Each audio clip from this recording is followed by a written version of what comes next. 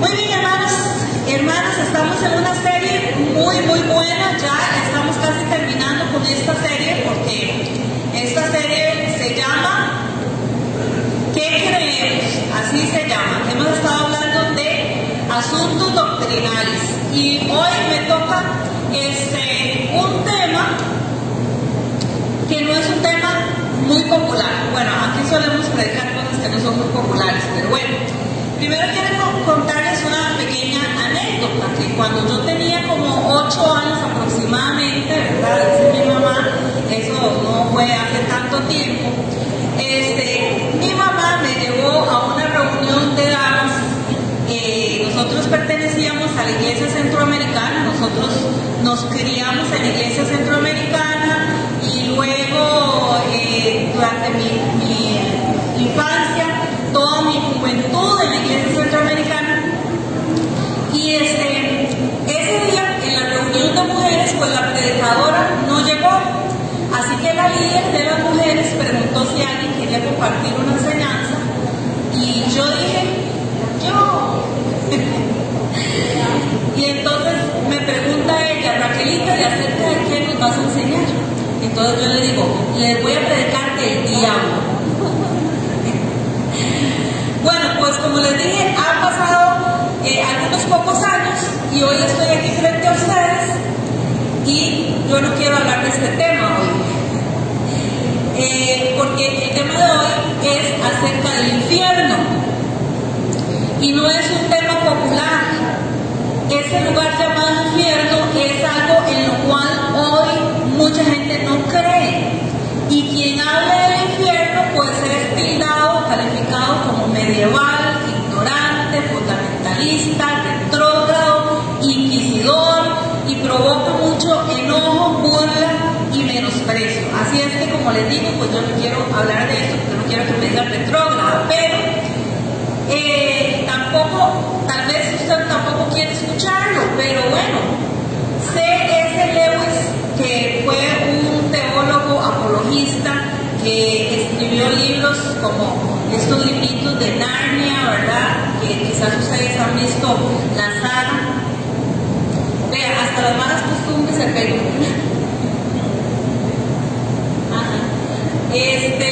Me trajeron café. Yo no me enojo cuando tomo café, no se preocupen, yo soy como mi esposo. Yo me pongo súper feliz, así es que les conviene darme café. Y este hombre dijo, si estuviera en mis manos hacerlo, no hay doctrina que quitaría con más placer del cristianismo que la doctrina del infierno. Y dice, pagaría lo que fuera por decir, todos se salvarán. Claro, nos encantaría decir que todo el mundo se va a salvar. Y como dice alguna gente, Dios es un Dios de amor y jamás eso del infierno, y como cree que eso va a ser posible. Bueno, pero vamos a ver qué es el infierno. Voy a pedirse a los que están echando la cortina que hagan silencio porque se oye mucha bulla. Y los sugieres también que pueden sentarse. Bueno, dice, para Orígenes era un erudito y un teólogo del siglo II después de Cristo. Para Orígenes el infierno era un lugar donde las almas eran purificadas para que sí pudieran encontrar su camino de regreso a Dios. O sea, como que había una segunda oportunidad, ¿verdad? Para encontrar el regreso a Dios. De hecho, esta es una teología, una doctrina que actualmente todavía se practica en algunas religiones muy populares, ¿verdad? Que creen que hay un purgatorio donde a usted lo pueden sacar a punta de rezos de ese lugar de tormento, ¿verdad? Pero, ¿qué dice la palabra? Eso es lo que nos importa, no nos interesa la doctrina de aquel o del otro, de las religiones, no nos interesa, porque nuestra base bíblica es la Biblia, valga la redundancia, ¿verdad? Nuestra base teológica, lo que creemos es lo que dice la palabra de Dios. Un poeta, un escritor italiano, por ahí del 1300 después de Cristo, más o menos años, escribió varios libros, entre ellos uno que se llama bueno, se me fue el nombre en este momento, pero es Dante Alighieri, y él decía que el infierno en esta obra que él escribió, que no sé por qué no la escribí, la Divina Comedia, que por cierto Dante escribió esta obra porque él estaba enamorado de una persona y bueno, al final esta chica, porque él era un hombre viejo y esta era una chica pequeña, se murió y todo esto pues hizo que Dante pensara acerca mucho en la muerte y que iba a haber después de la muerte, y terminó escribiendo la Divina Comedia. Y en la Divina Comedia de lo que más habla es del infierno. Entonces él decía que era un lugar bajo la superficie de la tierra con 9 niveles diferentes de sufrimiento. ¿En qué nivel le habría tocado a usted si no se hubiera convertido a Cristo, verdad? Para Lewis, que ya les dije que era un académico, un autor, un apologista cristiano, él escribió por ahí en 1900, bueno, casi que en 1963 ya él murió, pero durante esos años él escribió que el infierno era una ciudad oscura y triste donde no teníamos significado. Y interesante que hay canciones actualmente seculares que hablan acerca del infierno. Por ejemplo, La Oreja de Van Gogh dice, La Oreja de Van Gogh, para los que no saben quién es La Oreja de Van Gogh, no sé, se está imaginando una oreja y hablando. Bueno, no, mejor pues lo busquen en Google, pero no se queden escuchando mucho. Dice que en una de sus canciones dice así: no tengo miedo al fuego eterno, tampoco a sus cuentos amargos. Bueno, ya quisiéramos que el infierno solo fuera un cuento amargo. Bueno, esa es una canción romántica que entre las cosas que dice que no tiene miedo al fuego eterno. Pero no es solamente un cuento amargo el infierno. Mateo 25:41, y hermanos, les voy a dar un anticipo del otro mes. El otro mes es el mes de septiembre. ¿Y qué se celebra? ¿Qué celebramos nosotros los cristianos el mes de septiembre? El mes de la Biblia. Así es que desde ya prepárese psicológicamente, porque en el mes de septiembre vamos a traer nuestra Biblia física. ¿Qué le parece? Vamos a aprender a usar la Biblia física. Los que no tienen, vean, les voy a decir que vamos a traer Biblias físicas para vender. Dylan, que es el que tiene la venta, ¿verdad?, de la tienda. Y si no, yo voy a traer siempre 2. Yo tengo como 15 Biblias físicas, no anotadas. Tengo varias Biblias físicas que voy a traer para prestarles si usted no tiene y no tiene plata para comprar una Biblia física, pero aproveche el mes de septiembre para comprar su Biblia física.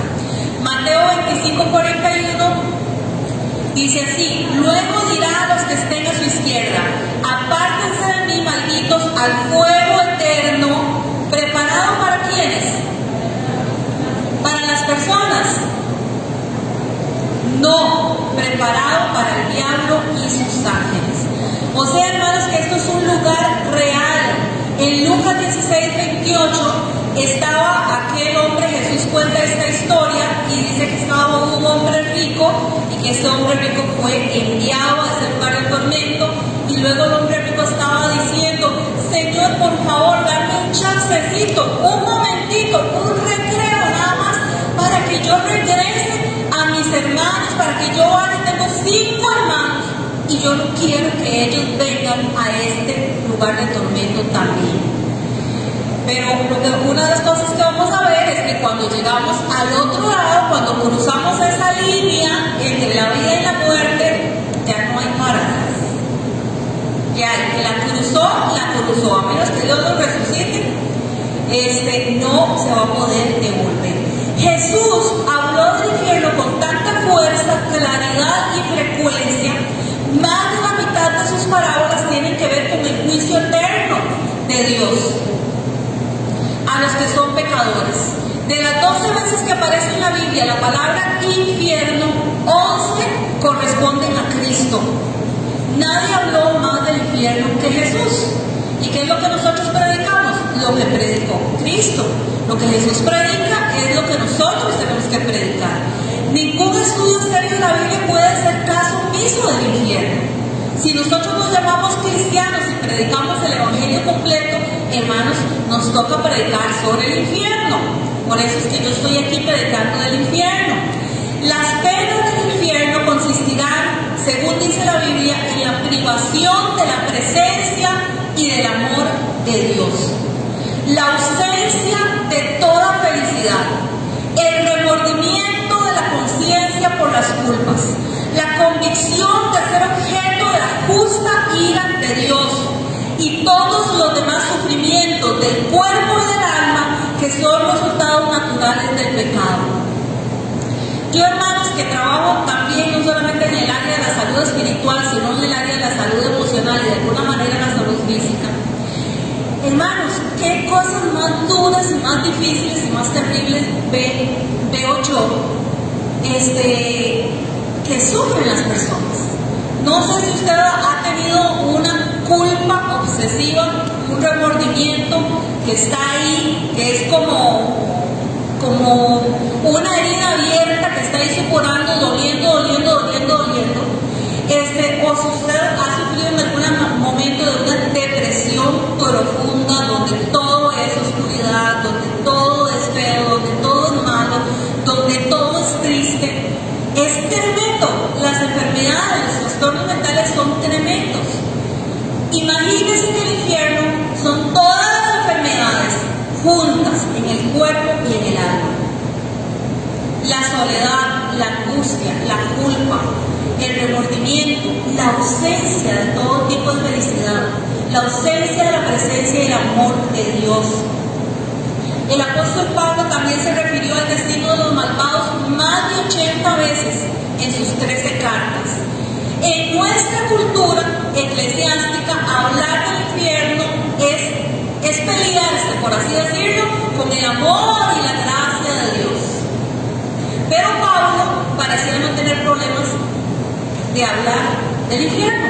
O sea, Pablo hablaba del infierno tanto como hablaba de la gracia.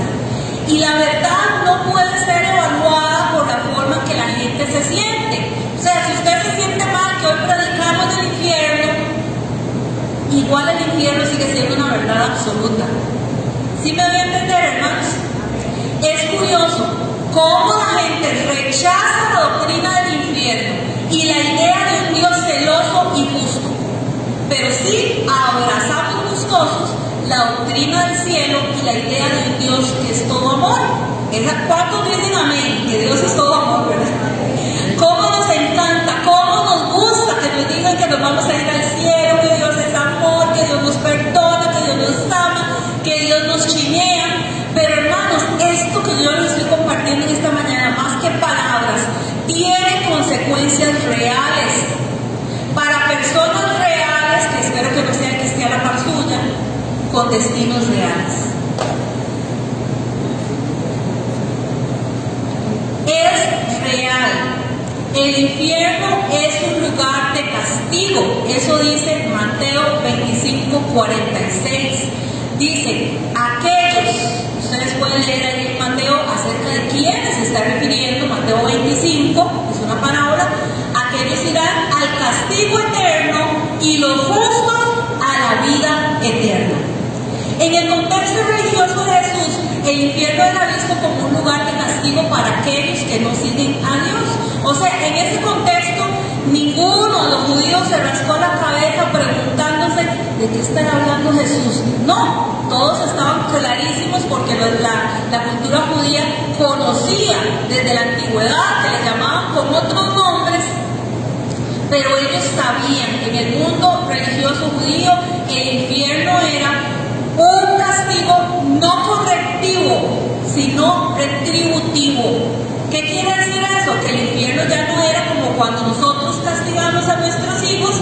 ¿Para qué? Para que aprendan, ¿verdad? Pero ya en el infierno usted ya no necesita aprender nada. El infierno es un castigo retributivo, o sea, por las cosas del pasado que yo hice o que yo no quise hacer. Ya no es un castigo correctivo. Todavía nosotros, todas nuestras autoridades nos pueden dar una corrección. Usted como padre, como abuelo puede dar una corrección. Usted como líder espiritual puede corregir alguna situación, pero el infierno ya no es correctivo, es retributivo. Jesús escogió palabras muy fuertes y un lenguaje duro cuando habló sobre el infierno. Habló de esta manera, hermanos, porque el Señor nos ama, porque Jesús nos ama. Y Él quería advertirnos a toda costa de un peligro que era real y que sigue siendo real. Esto es una doctrina que es compleja porque estamos hablando del destino de muchas personas. Ahora, en el supuesto de que no existiera el infierno, ¿qué sentido tendría la salvación? ¿La salvación de qué? Cerremos por un momento los ojos, a ver, cierra un momentito, un segundo los ojos. Imagínense que el infierno no existe. ¿Estaría usted aquí? ¿Haría usted lo que hace? ¿Qué haría si el infierno no existe? Dice el apóstol Pablo, hermanos, pueden abrir los ojos. Si eso es así, comamos y bebamos que mañana vamos a morir. Y hay doctrinas, como la doctrina de los testigos de Jehová, que ellos creen en la aniquilación del alma. O sea, que cuando nosotros morimos, hasta ahí llegó nuestra alma. Entonces, así que bonito, porque no va a haber un tormento eterno. Pero la duración del infierno no es por un poco tiempo. ¿Por qué? Porque nosotros fuimos creados para la eternidad. Cuando Dios creó a Adán y Eva, Dios no nos creó para que ellos murieran. Acuérdense que la muerte entró como consecuencia del pecado. Pero nosotros, Dios dice en Eclesiastés, Dios puso un sentido de eternidad. Dios nos hizo seres eternos. El que está a la par suya es eterno. Gracias a Dios no lo vamos a tener que soportar eternamente, ¿verdad? Pero todos somos eternos. La Biblia asigna al castigo de los impíos entonces una duración eterna.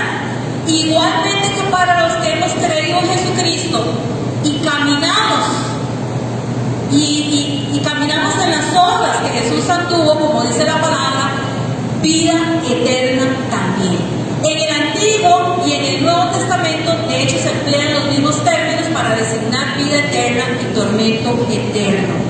Entonces, ojalá los testigos de Jehová estuvieran en lo correcto, pero no están en lo correcto. No existe la aniquilación de tu alma cuando tú te mueres. Apocalipsis 20:10. Apocalipsis 20:10. Siempre hago una pausa para que usted lo busque.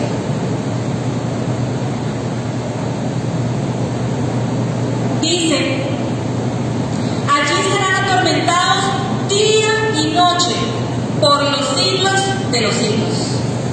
Por los siglos de los siglos significa eternamente. Hay una falsa doctrina que se llama universalismo. Y esta falsa doctrina dice que al final todos seremos salvos. O sea, no importa si usted vivió, como dijo una consejada mía, yo he vivido, pastora, como chancho sin ley. Bueno, no importa si usted ha vivido como chancho sin ley, al final Dios es un Dios de amor y todos vamos a ser salvos. Porque la Biblia dice que Dios no quiere que nadie se pierda. Sí, pero también ese pasaje dice, sino que todos procedan al arrepentimiento. Segunda de Pedro, capítulo 3, versículo 9. Dios quiere que nadie se pierda. Esa es la voluntad de Dios, la voluntad perfecta. Esa es la voluntad decretiva, dicen los teólogos. Eso es lo que Dios quiere. Sino que todos procedamos al arrepentimiento. Ahora, ¿qué es el arrepentimiento? Llorar lágrimas de cocodrilo. Eso no es el arrepentimiento. ¿El arrepentimiento es una decisión de Dios? No, Dios no tiene nada de que arrepentirse. Dice que de hecho Él no es hombre ni hijo de hombre para que se arrepienta. Él no tiene nada que arrepentirse. Usted y yo somos los que tenemos que tomar la decisión de nuestra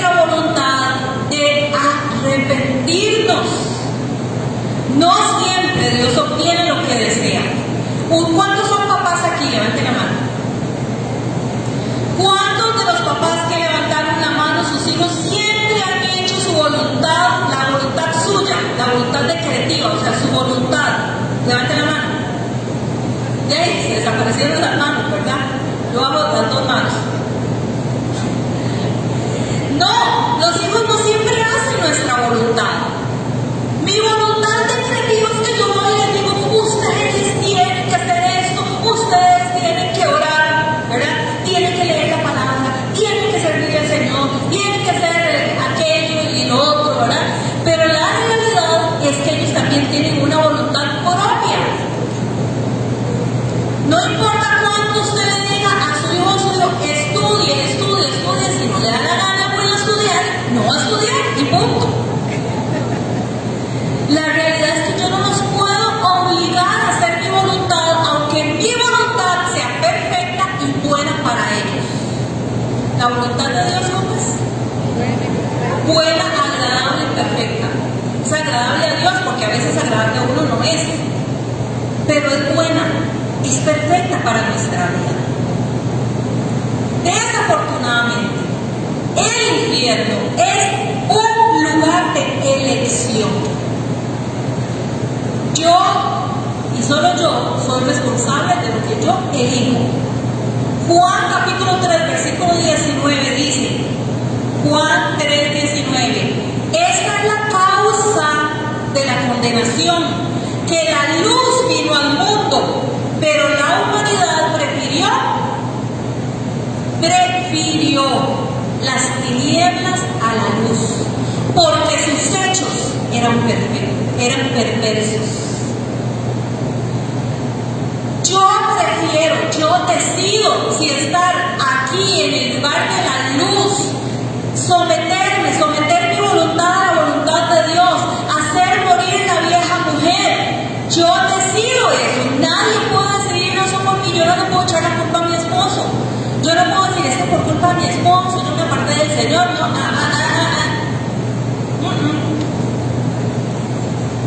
O yo decido estar, como dice aquí, que ellos prefirieron las tinieblas porque sus hechos, su conducta era perversa y ellos querían seguir siendo perversos.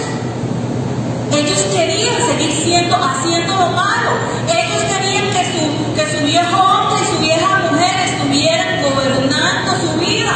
Si su vida, hermana, la gobierna todavía la carne, esa vieja mujer, esa naturaleza pecaminosa, déjeme decirle que usted no es del reino de la luz, porque la palabra del Señor dice que los que somos del reino de la luz, los que somos hijos de Dios, no practicamos el pecado. Una cosa es que todos pecamos, una cosa es que yo sé que todos los días de alguna manera yo puedo ofender al Señor, y otra cosa muy diferente es que yo deliberadamente practique el pecado. Es algo muy diferente. Entonces el infierno es un lugar de elección. Esto más que un tema de doctrina, es un tema de destino. El infierno fue diseñado para Satanás y los demonios, no para nosotros, pero los seres humanos insisten en matricularse en el infierno. El infierno aparece en la Biblia como algo que la misma persona escoge. Los que están en el infierno ya se han dado cuenta de que se sentenciaron a sí mismos. Al amar las tinieblas en lugar de amar la luz, al decidir no tener al Señor como Señor, al decidir darle la espalda al Creador, rechazando a Jesús. Voluntariamente rechazaron vivir como hijos de Dios. El infierno aparece como la acción de Dios por la decisión que ha tomado el ser humano. Los que son castigados en el infierno son criaturas libres, o fueron criaturas libres, que rechazaron la gracia que Dios les había ofrecido. La gracia que el Señor nos ofrece.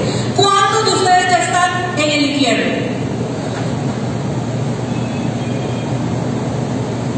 Bueno, a veces el mundo nos parece un infierno y para algunas personas lo es, pero no para nosotros, porque nosotros, como decíamos el canto que entonamos hace un rato, nosotros vivimos con cielos abiertos. Y cielos abiertos es que nosotros vivimos, hermanos, en el reino de Dios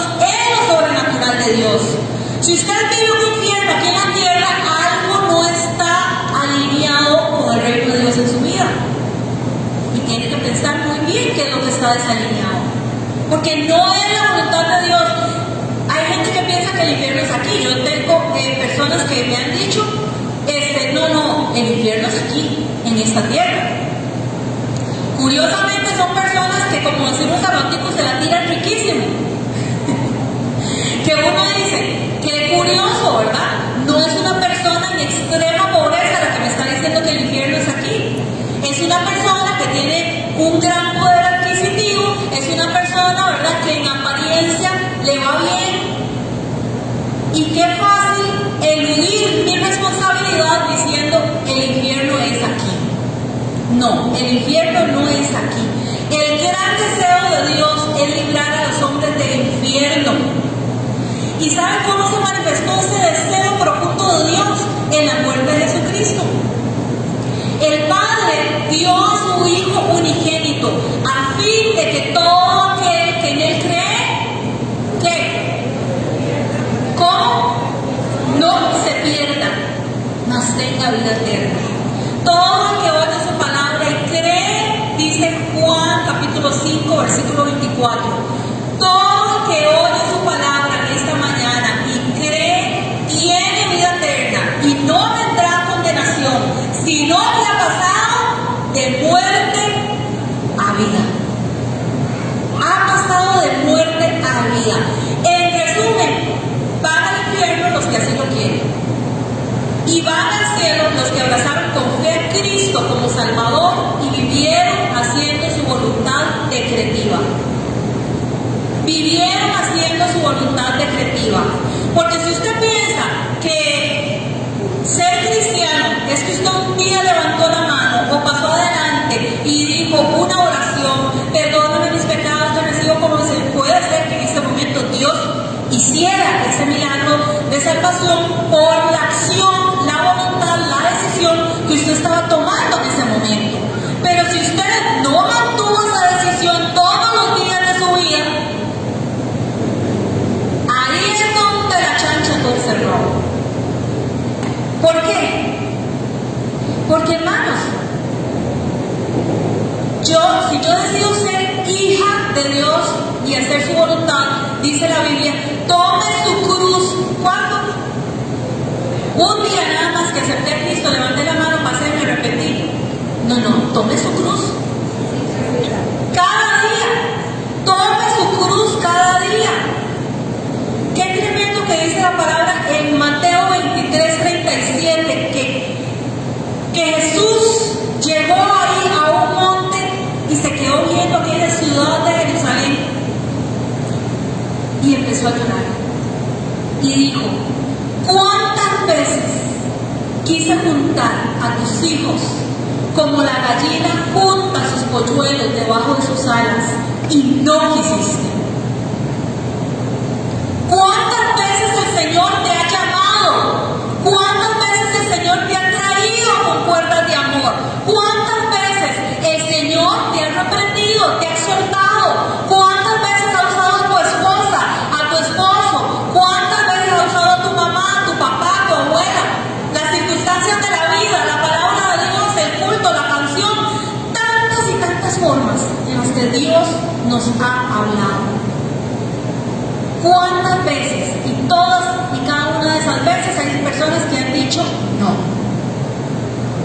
no quiero, le vuelvo la espalda al Señor, no quiero, hasta que esa persona quizás se encuentre comiendo con los cerditos, ay sí, mami, ore por mí, ahí sí, ay papi, ay abuelita, ay, entonces ahí sí, algunos, porque hay otros que aún tocando fondo endurecen su corazón. Ahora alguno aquí, a quien el Señor tenga que decirle esto, ¿cuántas veces te llamé, te hablé, ibas a la iglesia, escuchabas mi palabra? ¿Cuántas veces? Y no quisiste. No quisiste alinearte, no quisiste enderezarte. Nuevamente, Lewis dice esto: hay solo dos tipos de personas, los que le dicen a Dios que se haga tu voluntad. Que se haga tu voluntad en mi vida, pero no porque están rezando el Padre Nuestro, no, sino realmente, genuinamente, todos los días, Señor, haz tu voluntad. Hoy, Señor, yo he planeado voluntad. Yo quiero hacer únicamente tu voluntad. Solo hay dos tipos de personas, dice Lewis, los que dicen eso y los que al final Dios les va a decir, puede que se haga tu voluntad. ¿Y cuál fue la voluntad que yo escogí? Irme al infierno. Cuando nosotros vemos o experimentamos algo injusto, no sé ustedes, pero yo, cuando veo algo que es injusto, yo siento que me arde literalmente el estómago. Así como un fuego dentro de mí. Eso siento. Cuando veo que algo es injusto, cuando veo una situación injusta, ni me hablen en ese momento. Muchas veces lo que hago es quedarme callada porque si hablo voy a hablar muy enojada. Y les pregunto a ustedes, hermanos, si un hombre deliberadamente violara y matara a su hija y expresara su deseo de continuar secuestrando, violando, matando niñas sin ningún sentido de culpa, ¿qué haría usted? Yo le voy a decir que yo pediría cadena perpetua para ese monstruo. Claro que sí, de hecho para eso dice la palabra que son las leyes. Pues con mucho más razón, el autor de la justicia también conoce perfectamente lo que merece alguien que ha rechazado deliberadamente a Dios. Dios es un Dios de amor, pero Dios es un Dios absolutamente justo. Es el otro lado de la moneda, la justicia de Dios. Dios no puede ser burlado, dice la palabra del Señor. Apocalipsis 21:8 dice: pero los cobardes, los incrédulos, los corruptos, los asesinos, los que cometen inmoralidades sexuales, los que practican la brujería, los que rinden culto a ídolos y todos los mentirosos tendrán su destino en el lago de fuego que arde con azufre. Esta es la segunda muerte. ¿Por qué la segunda muerte? Bueno, porque muchos de ellos ya murieron, tal vez muerte física, pero la segunda muerte es el infierno. ¿Qué nos urge, hermanos? En esta mañana está la pregunta, ¿qué nos urge? ¿Te urge quizás arrepentirte? Número uno. Nos urge luchar con nuestras debilidades. ¿Cuántos de ustedes tienen luchas con sus debilidades? Yo espero que se esté luchando o ya se chantó. Ya está ahí haciendo lo que la vieja mujer quiere, lo que el viejo hombre quiere. Espero que no. Jesús no habló acerca del infierno para que nosotros hoy tuviéramos un debate teológico. Lo hizo para que nosotros vivamos vidas santas. Por eso Jesús habló acerca del infierno.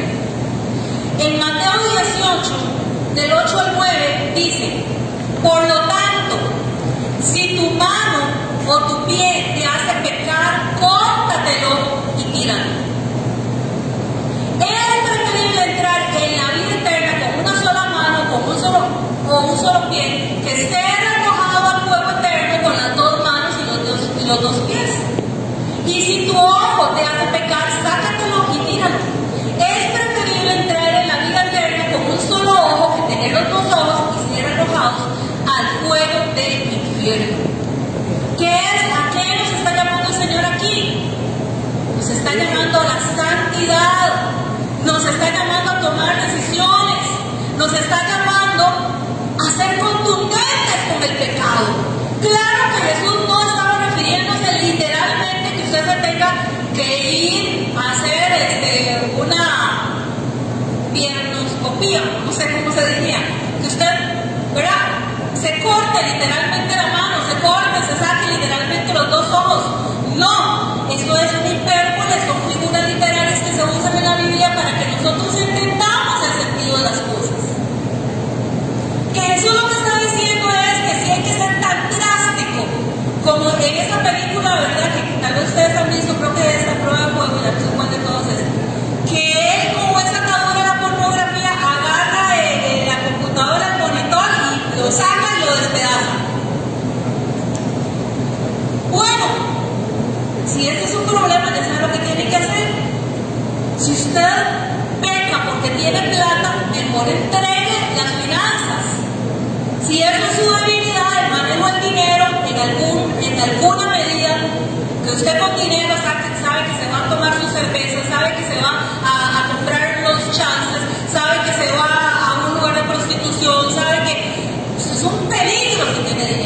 dicho que Dios no lo prospere, ¿verdad?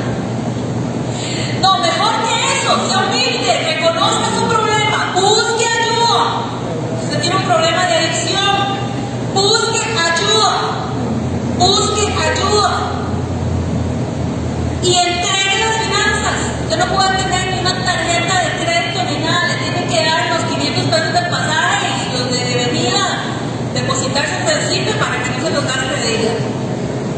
Algo así, ¿verdad? Hermanos, tenemos que ser drásticos. Si yo no hubiera sido drástica en mi vida con muchas cosas desde mi adolescencia, me recuerdo claramente un momento donde yo estaba en cuarto año del colegio, estaba muy contenta, muy feliz con mis compañeros, era muy popular en mi colegio, y ya solo les diga eso, que era popular en mi colegio es peligroso, ¿verdad? Ya uno dice que raro, no, los cristianos no seríamos populares. Pero en el sentido que tenía muchos amigos, y yo un día llego tarde al culto de oración, porque yo iba al culto de oración de los martes, donde solo viejitos iban, pero yo iba. Estamos hablando que yo tenía unos 15 años. Y yo llego tarde al culto de oración porque yo estaba en la pizzería con mis amigos, que quedaba a 25 metros de la iglesia. Y yo me siento y abro la Biblia, y yo no sé por qué, yo no me sentía conectada espiritualmente. ¿Por qué? Porque yo estaba contaminada. Y me siento y abro la Biblia y me cae 2 de Corintios, donde dice: apártate de ellos, porque ¿qué comunión tiene la luz con las tinieblas? Porque ¿qué relación tiene el templo de Dios con el templo del diablo? No comáis ni siquiera con ellos. Apártate de ellos y yo seré tu padre y tú serás mi pueblo. Mire, hermanos, era una decisión que a mis 15 años no era una decisión fácil de tomar, porque tampoco mis compañeros eran tan perdidos, ¿verdad? Ahora, yo no estaba participando con ellos, yo no estaba fumando con ellos, yo no me iba a apretar allá, decía una gente por ahí, apretar, no sé cómo se dice ahora, actualízate. No me iba a apretar con chiquillos ahí de frente de las aulas ni nada de eso. Yo no practicaba lo que ellos practicaban, no me tomaba las cervezas, pero ya había una ligadura ahí emocional, y Dios consideró en su juicio sabio que yo debía alejarme, y me lo dijo claramente. ¿Y qué hice yo? Bueno, si no hubiera hecho lo que hice, no estaría aquí contándoles la historia. ¿Quién sabe lo que está aquí? Pero nosotros tenemos que ser entendidos, hermanos. ¿Cuál es la mano que hoy te tienes que cortar? ¿Cuál es el ojo que te tenés que sacar hoy? ¿Cuál es la pierna que te tenés que cortar? Tome una decisión hoy, hermano, porque usted no sabe, hoy usted está aquí y no sabe si hoy en la noche usted va a cruzar al otro lado. No sabemos, o usted sí sabe. Yo tenía una persona en esta semana que estaba súper dolida porque entró en un proceso de duelo repentino. Su mamá, de 41 años, de repente, sin padecer de nada, una mujer joven, activa, ¡pum!, le dio un coma diabético, entró al hospital y se murió. 41 años, dejando sus 2 hijos. ¿Qué le dice a usted? Usted hoy está aquí y dentro de 15 minutos no va a estar al otro lado. Dígame qué le asegura eso. Ah, no, ya todos aquí hicimos planes para llevarnos el arroz con pollo que están vendiendo allá atrás, por si es que todavía queda, y ir a almorzar, o ya usted hizo planes para la tarde ir allá, pero usted tiene que hacer planes ya, en este momento, de qué es lo que usted tiene que cortar. En el nombre de Jesús se los imploro. Se los ruego. No le dé un minuto más, no le dé un segundo más. No le dé un segundo más. Que es muy rico el pecado, sí, yo sé. Créame que lo sé. Que es muy duro, muy difícil, como me decía ayer una consejera, muy difícil, cierto. Especialmente cuando uno tiene ataduras, que necesita buscar consejería o búsqueda. Ore por liberación, pida que le ministre. En el caso de esta persona que yo estaba aconsejando y yo le dije, mire, no es de aquí, no es de la abuela. Yo le dije, ahí donde usted vive, por favor, busque a alguien que ore por usted por liberación, porque eso está demasiado difícil. Una persona que está casada y cada mes le da vuelta al esposo con una persona diferente, yo le digo, o sea, el que dice que ama al esposo, no sé, algo no está bien ahí. Algo está pasando espiritualmente hablando. Hay demonios, hay principados, hay ataduras, hay opresiones, sin que las haya.